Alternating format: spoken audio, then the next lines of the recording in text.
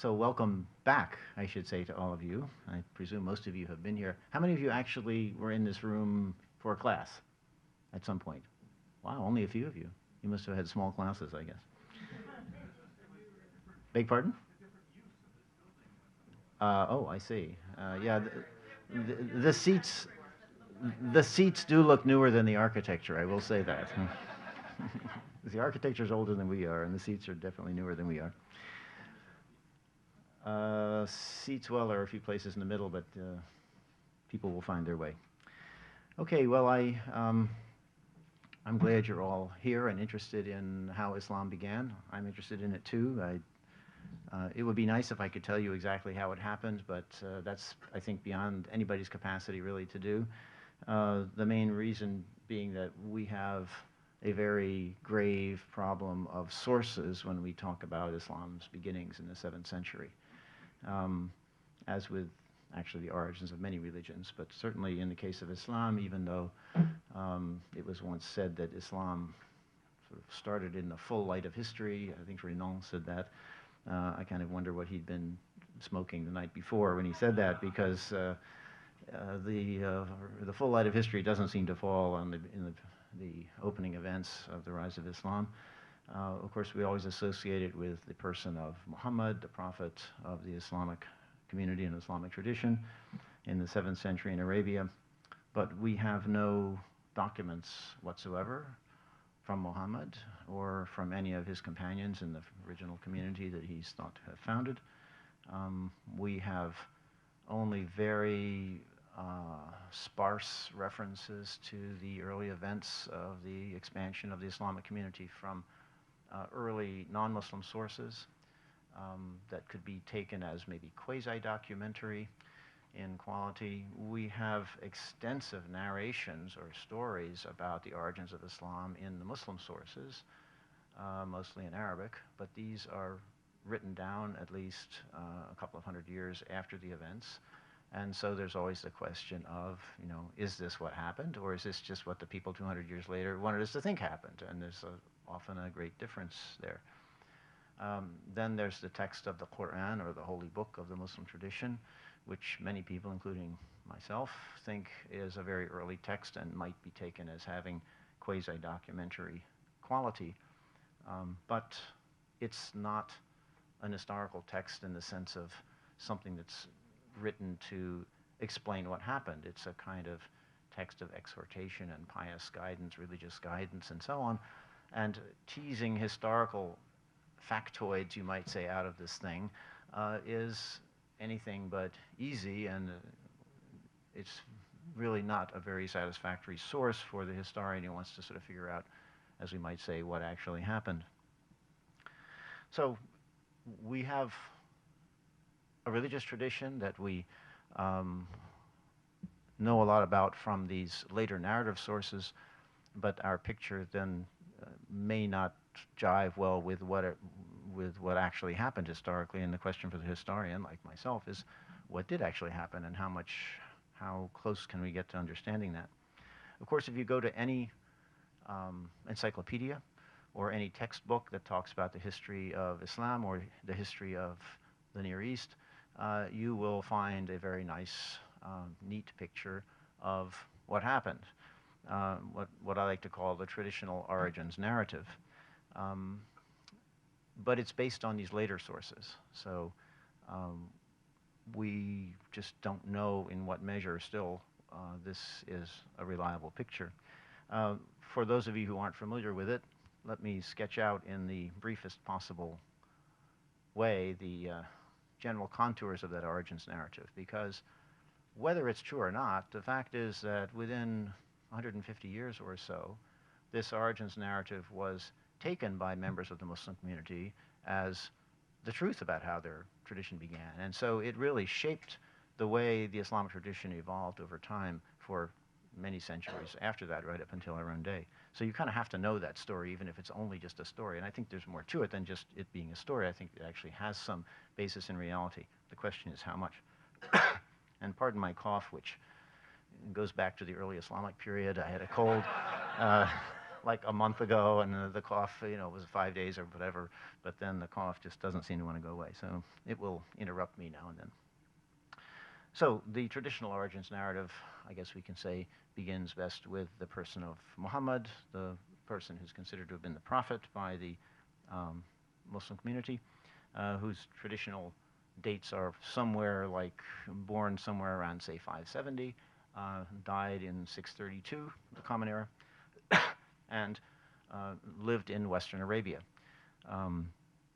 in the town of Mecca where he was born, and then for the last 10 or so years of his life in the city of Yathrib, or Medina, which is about 200 miles or so north of Mecca. According to the traditional narrations, this area was a pagan community, or a set of pagan communities. That is, the populations believed in many gods. They had sort of astral gods, or gods that were considered to reside in stones, or be represented by forces of the weather, and so on. It was not a monotheistic environment. So Muhammad grew up in this environment, and that at a certain point in his life, usually around age 40, it is said, he began to receive revelations, or seeing and hearing things which he took to be revelations from God. And the transcription, or the transcript of these revelations, what happened was he would sort of be overcome by the spirit, let us say, fall on the ground kind of sweating and shaking. And when he snapped out of this trance, he had a passage sort of burned into his memory, and he could recite it. And the recitations then were soon written down by people and collected, and this is what constitutes the text of the Quran. So in the eyes of Muslims, the text of the Quran is the transcription of the very words of God as revealed to the Prophet Muhammad. So what did he begin to understand from these revelations? Well, the main thing he understood was that there weren't many gods. There was one God, Allah, which means simply God in Arabic. So it's kind of a misleading thing when people talk about how Muslims worship Allah. They don't worship God. Well, I mean, it's Christians in the Arabic-speaking world worship Allah too, because it's simply the word for God. And when you look at the Quran and you see how this God is defined, you realize it's the same God that's being talked about in the Old and New Testament, in the Hebrew Bible and the New Testament.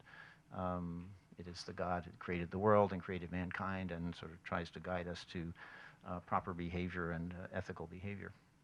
In any case, this was the basic revelation for Muhammad, was that, hey, all of these, this pagan picture is wrong. There's only one God that creates the world and creates us and gives us life and gives us the bounties that off of which we live as gifts, kind of grace of God, and that it is our responsibility to recognize God's oneness and to be grateful to God for his bounties to us, for giving us life and so on, and that anything other than that is really an affront to God. It's the gravest sin, shirk, as it's called in Arabic, associating things with God or pretending that something else is in any way equal to God.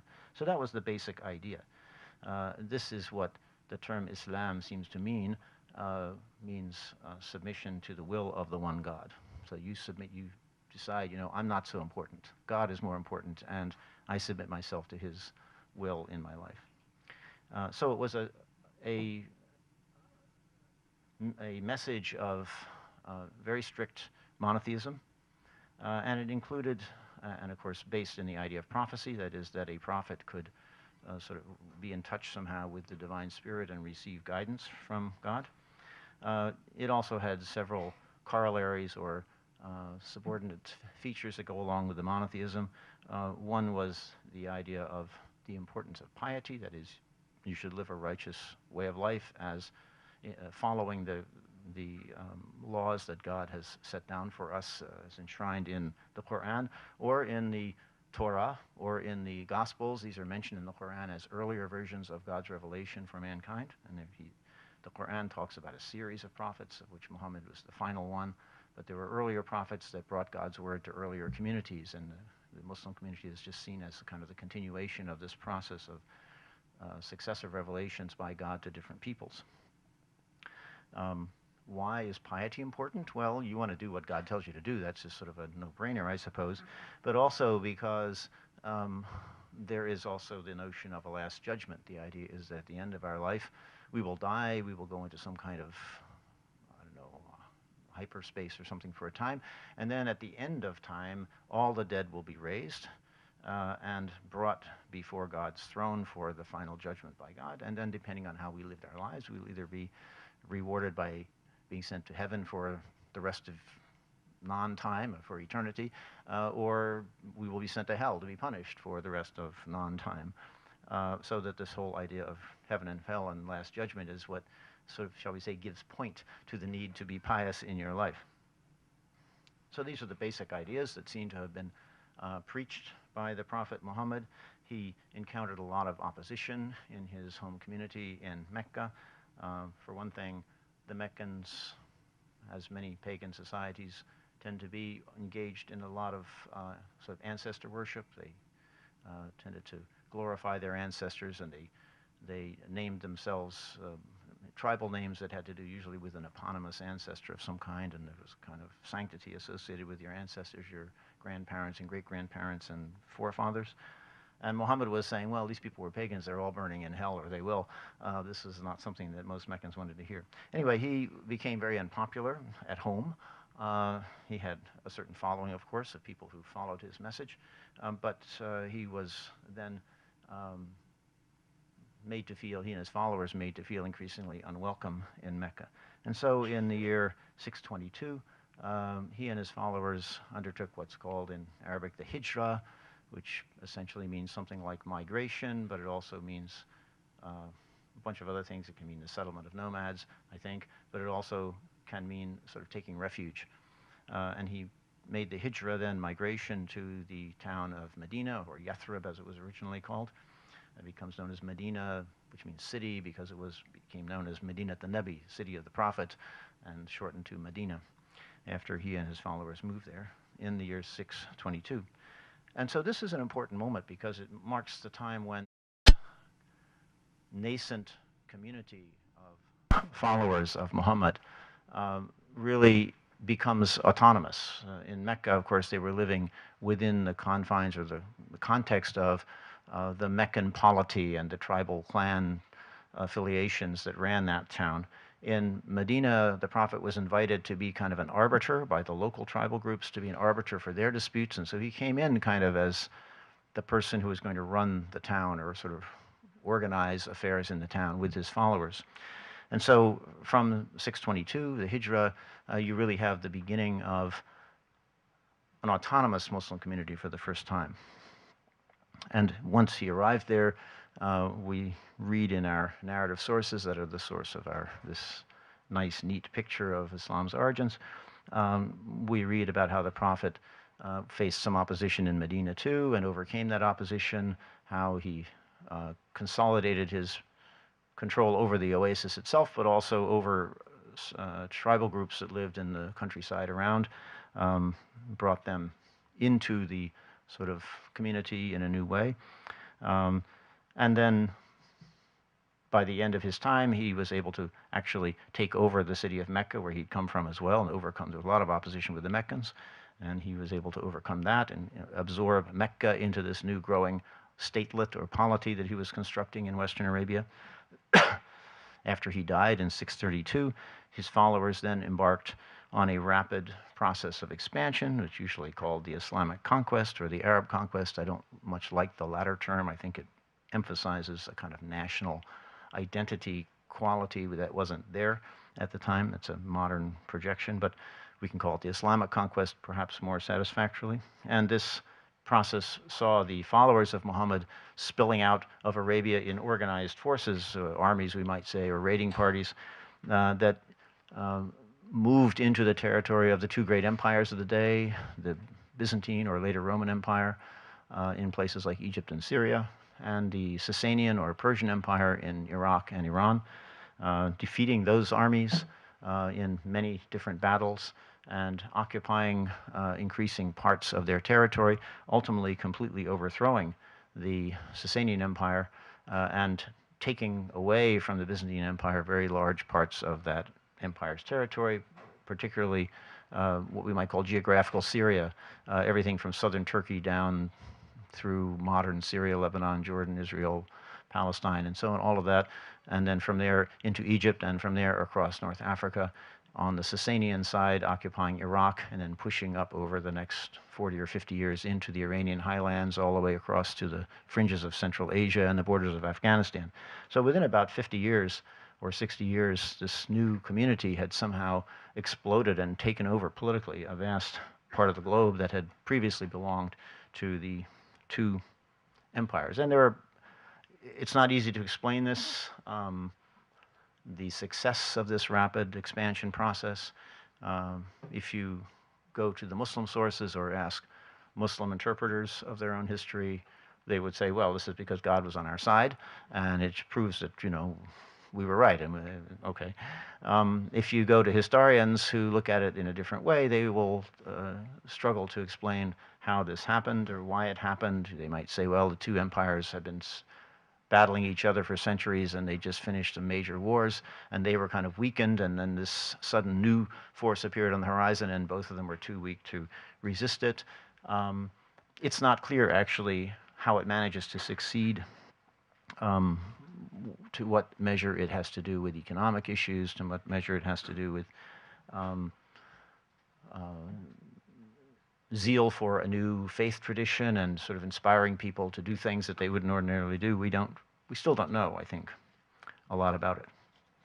Well, in any case, whether we know or not, this is the most sort of cursory kind of sketch, the story that you will find in a textbook or in an encyclopedia or entry on how Islam began. Now, one thing you'll notice is that this movement that we talk about as expanding so rapidly, begun by Muhammad, is called Islam, always in the textbook. Muhammad comes and he founds Islam or begins Islam as a new religious confession, and this is what the expansion is in the name of. That is, it's seen that Islam as a distinct religious confession is there from the very get-go, from the first day, you might say, of Muhammad receiving his revelations. And in particular, that this new faith tradition was very distinct from Christianity and Judaism, with which, on the other hand, it obviously shares a lot of things. If you think about what they have in common, you will quickly realize that they have more in common than they have differences. I mean, they believe in one God. They believe in the idea of prophecy and a revealed holy text that somehow is God's word, enshrined in some form in a written text. They believe in the importance of following God's law as revealed in these texts. They believe that there's going to be a last judgment and we're all going to be judged and go to heaven and hell. So it's almost like they're variants of the same religious package of ideas. When you compare it to, say, Hinduism or Buddhism, there's really no comparison. These three are like three siblings, Christianity, Judaism, and Islam, and we might include Zoroastrianism actually as a close relative also in this package, with all these common ideas that they share, very different from most other world religions. The problem is that when we look into the Quran to try and understand a little bit more exactly what is this new religious movement about, one of the things is, if it's so similar, if Islam is so similar to these other religious traditions, then how can we say that this rapid expansion comes because of the zeal for the new religion? All the ideas are already known.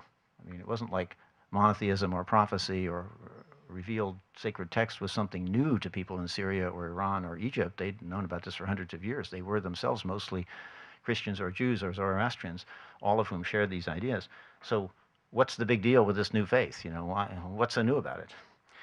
When we go into the Quran, which I take to be the best evidence for at least the thought world of the early Muslim community, that is, it's the earliest text I think we have that comes from the community itself, where we can say, okay, these are guiding concepts for the community. We find some interesting things. One thing we notice is that, yeah, of course, the word Islam and Muslim are found in the Quran, but the text itself, the Quran itself, does not seem to be addressed to people who call themselves Muslims. It's addressed to people who call themselves mu'min or mu'minin, believers. Now, there's some connection between these two words, but believers is definitely the concept of being a believer is what matters. in the Quran. There are something like 1,000 different passages in the Quran that address themselves to, it's Ya ayyuhalladhina amanu, O you who believe, using the verbal form of this word mu'min, or just talks about the believers do this and the believers do that. The number of times that Muslim or Islam are referred to are far fewer, maybe 60 or 70 by comparison. So we have to ask ourselves, well, what does it mean then to be a believer? If Muhammad was actually starting, as I like to say, a believer's movement, because I think that's what the text tells us we have to think of it as, what does it mean to be a believer? We also see, I'll come back to that in a second, it's not just the time of the Prophet and in the Quran that we see this. When we start looking at the very sparse actual documentary evidence for this new community as it expands outside of Arabia into Syria, into Egypt, into Iraq, and so on, we start to get 20, 30, 40 years after the death of the Prophet, we start to get some real documents. We get a few papyri from Egypt, we get a few coins that the believers themselves have issued. And so these are true documentary, true pieces of documentation that come from the time and place itself. And what do we see? Well, we see some inscriptions that talk about the leader of this community, a number of them, and he's always referred to as the Amir al-Mu'mineen, the commander of the believers.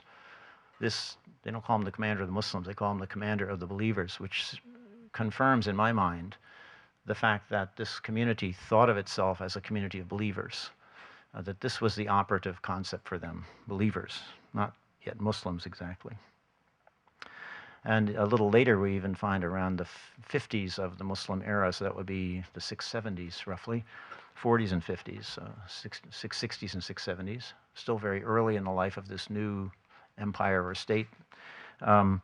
We begin to find a few papyri that talk about, that are dated, and they'll say written in the year 46, min qada al-mu'mineen, in the jurisdiction of the believers, which again sounds like the state saw itself as a community that was erected to somehow impose the values of this new community in terms of judging disputes. Qada al-mu'mineen, the believers' jurisdiction. So this notion of believerdom, if you will, or being a believer's movement, I think is really, we have to say, the sort of basic concept that informs these people's self-conception. So who then were these believers? What did they believe? Well, again, the place to start, I think, is the Quran, because we don't really have any place else where we can go to find out for what a definition of a believer is. And when we look at it, well, it says, of course, the believers should worship God, and they should be mindful of God at all times of day, and they should do good works of various kinds. You should do this and shouldn't do that, and so on. This is to be expected. But some verses in the Quran make it very clear that some of the so-called peoples of the book, Ahl al-Kitab, the term usually, clearly means, from various passages in the Quran, it becomes clear that it means Christians and Jews, are referred to generally as peoples of the book because they had received their revelations earlier. And it makes it clear in some passages that some of the peoples of the book were among the believers, or considered among the believers, and would attain salvation on the last day. Now, this is a very interesting concept. It suggests that our construction of Islam as a religion that starts completely different from Christianity and Judaism is a little bit skewed, or maybe a lot skewed, at least as it was at the very beginning. It looks like at the very beginning what we have is a kind of monotheistic revival movement that could include Christians and Jews if they were adequately pious in their behavior, because they did believe in one God and they did believe in the last day. And so they could be included in this movement. There is also, what can I call it? An almost document, I don't know. There's a text which is found in the later narrative sources, the Chronicles and so on, in several different ones, and different copies of it. They're almost identical.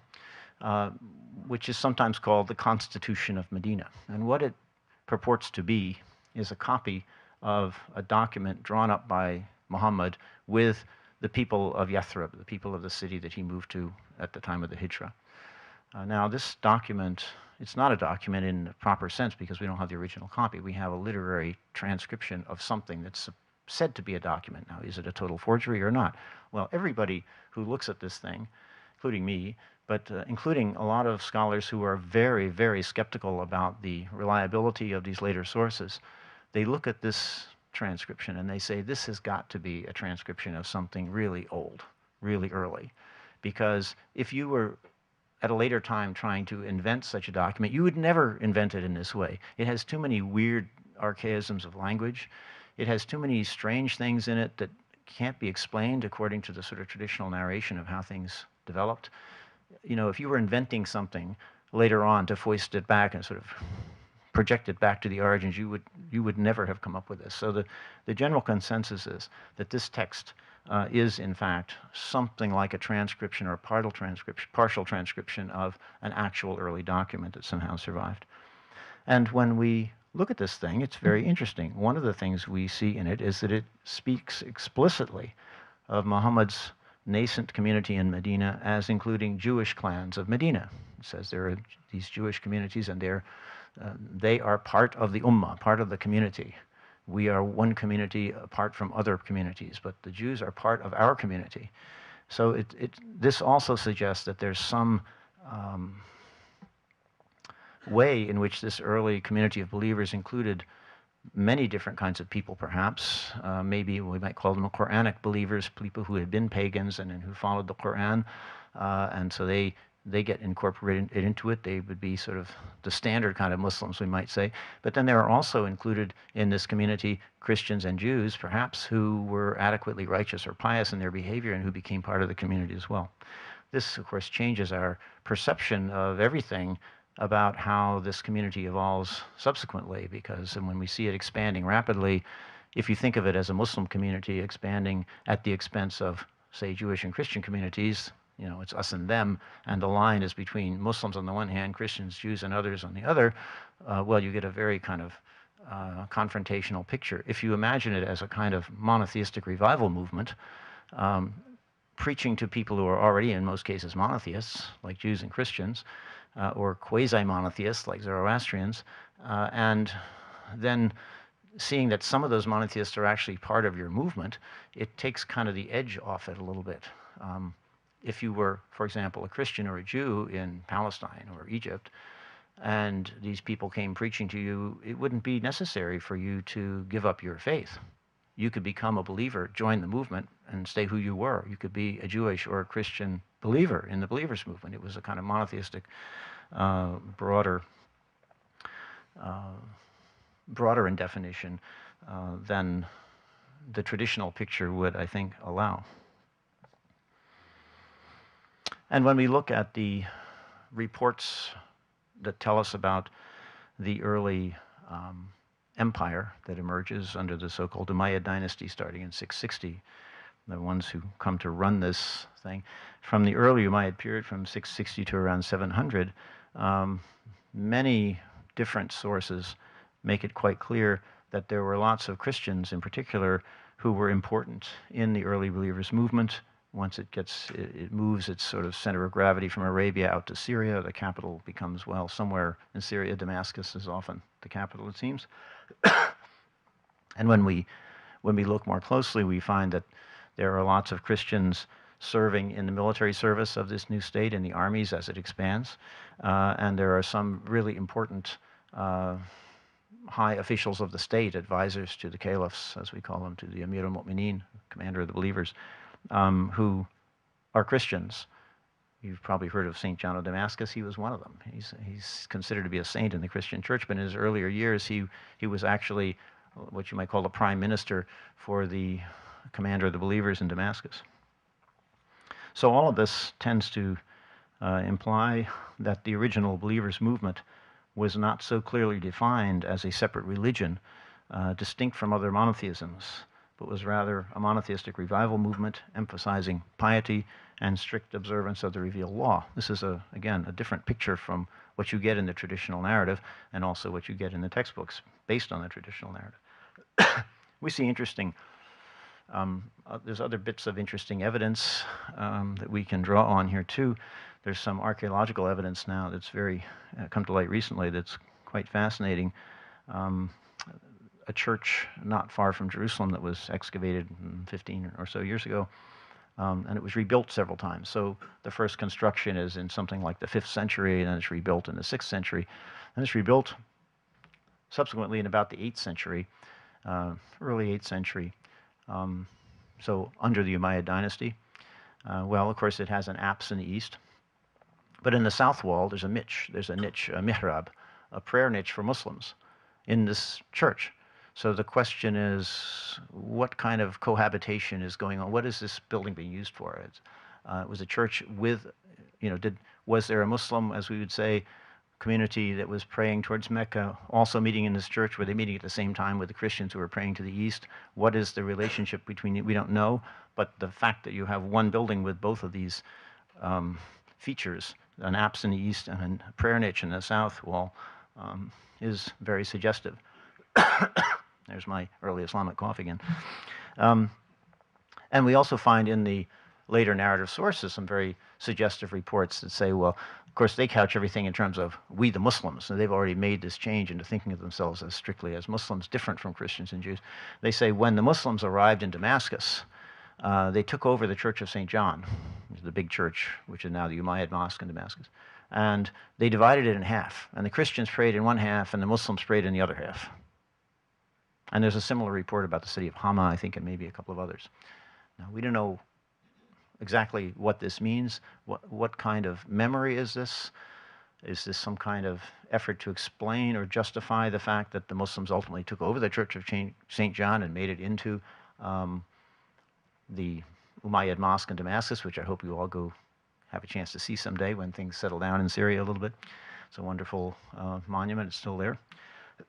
But it is very suggestive that there is this close association for ritual purposes of, the Muslim prayer hall and the Christian prayer hall, we might say, in the same place. We don't know how Muslim ritual evolved exactly. A lot of the basic Muslim rituals are mentioned in the Quran, but they're not defined or described in the Quran. It just bits of them are referred to, so we know that Muslims prayed in the Quran. So in Muhammad's day, they must have prayed, and we know that their prayer involved bowings and prostrations because those are mentioned, but it doesn't say how many prayers a day you have to do. It doesn't say exactly how you do the prayer ritual, and it may be that the way Muslim prayer evolved was very heavily influenced by the way Christians and Jews prayed in the late antique world, because certainly Christian prayer, at least in the late antique period, also involved prostrations and bowing and so on. So we don't know how this process of ritual crystallization in what becomes the early Muslim community took place, but the coexistence of these communities in this, what seems to have been a sort of open, more ecumenical, monotheistic revival movement is very suggestive. Well, this expansion of the early community and becomes an early state is a case of state expansion, and so it was a conquest that involved armies and defeats of others' armies, as I suggested, with defeat of the Byzantine and Persian armies, are recorded both in Muslim sources and non-Muslim sources. But most of the towns and villages of the Near East seem to have capitulated peaceably. In any case, there's no evidence of destruction in the archaeological record to mark this so-called Islamic conquest. Very few exceptions. The city of Caesarea was besieged, and we see that's reported to us in our chronicles, later Muslim chronicles, and we do see evidence of a siege in Caesarea. And there's a burning layer and so on when the city finally fell. But this is almost unique. In hardly any other place do we find any trace of a conquest, of a forcible change of rulers. Now, it isn't to say that there wasn't some force involved. If an army camped outside the city, you might capitulate and the city would stay intact. But the fact is that for archaeologists, it's sort of become now a commonplace to observe that the Islamic conquest is archaeologically kind of invisible. You cannot see it in the material record going from layer to layer in the archaeological record. It just doesn't show. no, the pottery doesn't change right away. There isn't a sudden change of material culture. There's no destruction layer to mark it. You don't know, which of course makes it much more complicated to date things. If you get something from a certain late and you say, is this late Byzantine or is this early Islamic? Well, it was pretty hard to know because the culture was the same for 50 years there, and you don't know which side of the apparent barrier between pre-Islamic and Islamic this might fall on. There doesn't seem to have been any, or don't seem to have been any demands either that people brought into this new state convert to something immediately. These Christians and Jews mostly who lived in these towns were already monotheists. So as long as they paid their taxes to the new government, everything was cool, right? They didn't have to make any changes. There was no need to convert to anything. They were already monotheists. If you were a pagan, then you'd have a hard time because, as I said, for the believers movement, the idea that there was one God and you had to honor that fact or acknowledge that fact was something that they wouldn't compromise on. But if you were already a monotheist, you were sort of, in a sense, already saved. You're already there. So it means that archaeologically, the record isn't going to show the conversion to Islam or the transfer to Islamic rule, as we might say, the rule by this new state that starts in Arabia and then spreads out into the Near East. When then can we really talk about the emergence of Islam? When does Islam really appear for the first time as a distinct religion from the matrix of the believers movement? As far as I can tell, this happens towards the end of the 7th century, say in the 690s or early 700s. And it's associated, I think, especially with the person of the Amir al-Mu'mineen, or commander of the believers, or caliph, Abdul Malik, who ruled at that time. What we see is, beginning at this time, is an increased emphasis on the importance of the person of Muhammad himself as the prophet, emphasizing his prophecy, which is something that, let us say, other believers like Christians and Jews might not have accepted so readily. This would have been a problem for them, perhaps. So the emphasis on the Prophet Muhammad and the emphasis on the Quran as the key sacred text were the things that are the kind of the hallmarks of a newly crystallizing sense of Muslims as a separate religious identity or confession distinct from Christianity and Judaism. And sometime around this time, I think, there's a kind of redefinition of the leading cadres of this community who were of Arabian origin. And they began to say, well, you know, these Christians and Jews who are believers, I'm not sure they're really believers, you know. Now, it's not clear, you know, they have some funny ideas about Jesus being God. It's very hard for us to accept this. And so I think what happens is that it's somewhere around this time, there's a kind of redefinition of the core group in the community as Muslims that defines the Christians and the Jews of the earlier movement out of the movement. So now they're no longer part of the movement, and Islam, as we can call it, becomes a separate religious confession. And I think they begin to focus on the term Islam at this time also as a way of finding a term that's in the Quran that is distinctive for them, the people who follow the Quran. They start downplaying this term believer. They say, well, it means the same thing as Muslim. And they don't date anything any longer using this old formula with the Qada al-Mu'mineen, the jurisdiction of the believers. They sort of bury that terminology and they start talking about this, well, these are years of the hijrah, years from the time of Muhammad's hijrah or migration. That marks the beginning of our community. So they start renaming or relabeling things, practices and concepts that they had developed in the first 100 years or so in order to make them look distinct from Christianity and Judaism and other religious traditions, and to give themselves a kind of new coherence as a new religious community.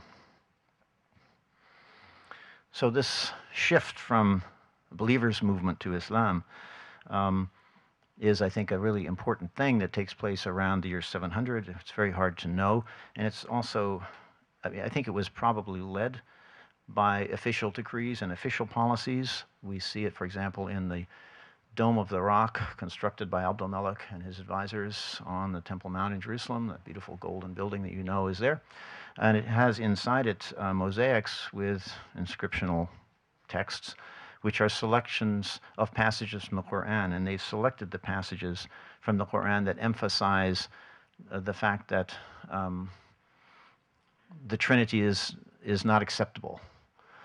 So this sort of seems to be drawing a line between the new, sort of newly discovered Muslims, the Muslims who have sort of really gotten a new sense of themselves, and Christians who believe in a Trinitarian concept, which from the point of view of Muslims, how can three be one? This is not something that they accept.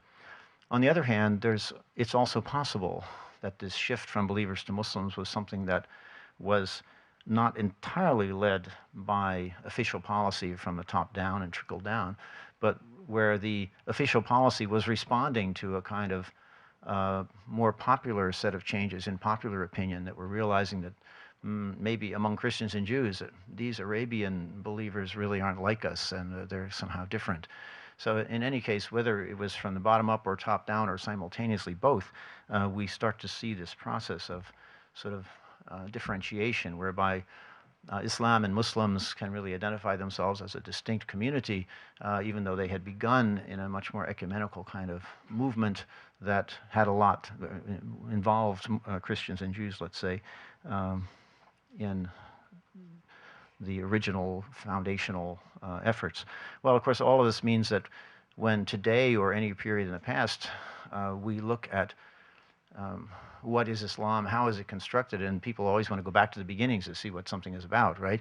Well, if you go back to the beginnings, as far as I can tell, you're going to find something really quite different. And it opens all kinds of, it creates problems sometimes for people in interpretive terms, especially for Muslims, but it also opens up all kinds of opportunities, I think, of creative reinterpretation of sort of how Muslims should behave today. Of course, as you probably know, one of the things about Islam today, and really ever since the time of the Prophet Muhammad, is that there's no single authoritative source for what Muslim doctrine should be. It's not like the Catholic Church where, the Pope makes a decree or an encyclical or something, and that's doctrine, and Catholics have to follow it. There's no such thing in Islam. There's no Pope in the Islamic tradition. There are lots of very learned people. Historically, were lots of different people who were very learned, but of course they disagreed about all kinds of things. And so you had different opinions. It was sort of the battle of intellectuals in the community, and whichever one seemed to be the most persuasive or important was the one that held sway, but different ones were always favored in different places. So there's no single Islam today, and nor has there been for centuries. And so a reinterpretation of the origins, of course, then provides even more scope for all kinds of flexible new possibilities for how Muslims might engage with the world around them today. I think I've talked long enough, and if you have any questions, we can entertain them. Thank you.